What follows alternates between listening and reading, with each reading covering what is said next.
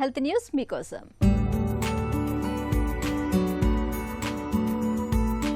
పసిపిల్లలు ఏడుస్తున్నారనో మారం చేస్తున్నారనో తినటం లేదనో వారి చేతికి స్మార్ట్ ఫోన్లను అందిస్తున్నారా?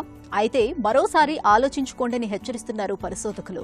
ముఖ్యంగా 2 ఏళ్లలోపు పిల్లలు తరచూ ఫోన్లు, ట్యాబ్ వంటి పరికరాల తెరలను చూస్తున్నట్లయితే అది వారి ఆరోగ్యం, ఎదుగుదలను దీర్ఘకాలంలో దెబ్బతీస్తున్నట్లు బ్రిటన్కు చెందిన పరిశోధకులు గుర్తించారు.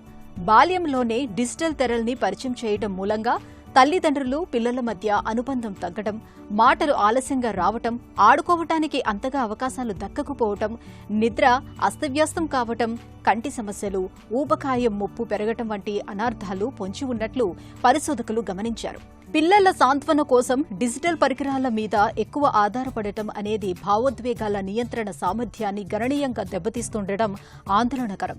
అందుకే 2 ఏళ్లలోపు పిల్లలకు ఉద్దేశపూర్వకంగా డిజిటల్ పరికరాల తెరలను అస్సలు చూపించొద్దని పరిశోధకులు సూచిస్తున్నారు. నేటి డిజిటల్ యుగంలో స్మార్ట్ ఫోన్ల వంటి వాటిని పిల్లలకు దూరంగా ఉంచటం కష్టమే కావచ్చు. కానీ శారీరకంగా, మానసికంగా ఎదిగే కీలకమైన దశలో ఉద్దేశపూర్వకంగా చిన్నారులకు వీటిని చూపించటం వల్ల అర్థవంతమైన ప్రయోజనాలేవీ కనిపించడం లేదని పరిశోధకులు చెబుతున్నారు.